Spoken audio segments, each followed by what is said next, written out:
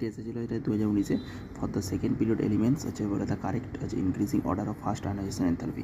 এটা আমরা কী দিয়ে ভাববো দেখো তো, এখানে হচ্ছে আমাদের যেটা আমাদের হাফ ফিল্ড এবং ফুল ফিল্ড অরবিটাল হবে। যেমন করো এখানে হচ্ছে এটা কি হচ্ছে বলেছে ফুল ফিল্ড অরবিটাল, দেখো বেরিলিয়াম ফুল ফিল্ড, তাহলে সেখান থেকে আমাদের ইলেকট্রন বার করা অত সুবিধা নয়। হাফ ফিল্ড এবং ফুল ফিল্ড থেকে যেখানে মনে করো হচ্ছে full filled orbital half filled orbital আছে, যেমন 2s2, এখানে কি ফুল ফিল্ড অরবিটাল এস হচ্ছে কি আমাদের পেনিট্রেটিং অরবিটাল বলে এসকে, মানে কি পেনিট্রেট মানে কি 1s 2s একদম ভিতরের দিকে অরবিটাল, ঠিক আছে। সেই আবার তার উপর আবার যদি আমার হয় তোমার এটা তো আমাদের দেখো 2s2 যত আমাদের বাম দিক থেকে ডান দিকে যাবো কী হয় বলো, অ্যাটমিক নাম্বার বাড়ছে, সেটা ঠিক আছে, তার জন্য প্রোটন নাম্বার বাড়ছে, আকর্ষণ বলটা বেশি, সেখান থেকে ইলেকট্রনটা যত বাঁ দিক থেকে ডান দিকে যাবো তত প্রোটন সংখ্যা বাড়ছে।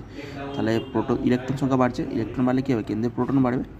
তাহলে প্রোটন যদি বাড়ে কী হবে বলো, অ্যাটমিক নাম্বার বাড়লে কী হয়, অ্যাটমিক নাম্বার বাড়লে অ্যাট্রাকশন যে অ্যাট্রাকশন ফোর্স সেটা কী হয়, ইনক্রিজ করে যায়। কী বললাম, অ্যাট্রাকশন যে ফোর্স সেটা কী হবে, ইনক্রিজ করে যাবে, অবভিয়াসলি ইনক্রিজ করে যাবে। তাহলে বাম দিক থেকে লেফট থেকে রাইটে গেলে আমাদের আয়নাইজেশন এনথালপি বাড়ে, কিন্তু সেটা ঠিক আছে।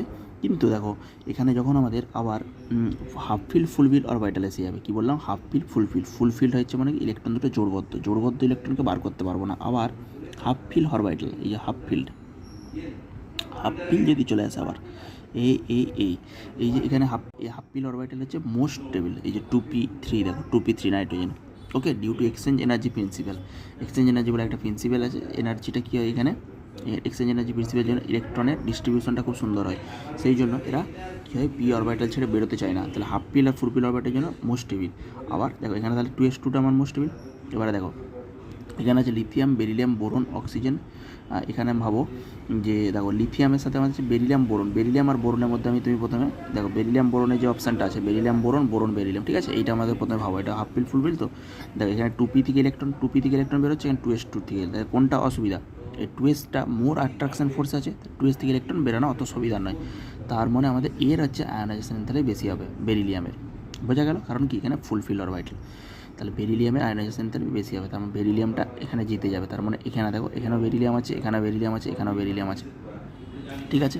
এবার হাফ ফিল্ড ফুল ফিল্ড কোথায় আছে, নাইট্রোজেন আছে, অক্সিজেন আছে, দেখো এবার এই দুটোর মধ্যে তুলনা করো, তাহলে এখানে কে জিতবে, দেখো হাফ ফিল্ড অরবিটাল, সেখান থেকে ইলেকট্রন কী হবে, half filled orbital most stable energy, orbital কী হচ্ছে মোস্ট স্টেবল, তাহলে মোস্ট স্টেবল তার মানে এক্সচেঞ্জ এনার্জি প্রিন্সিপাল থেকে এখান থেকে ইলেকট্রন বেরোনো অসুবিধা আরও, ওকে, এখান থেকে ইলেকট্রন বেরোনো আরও অসুবিধা। তাহলে কী হলো, নাইট্রোজেন অক্সিজেনের মধ্যে কী জিতবে, নাইট্রোজেনে বেশি হবে।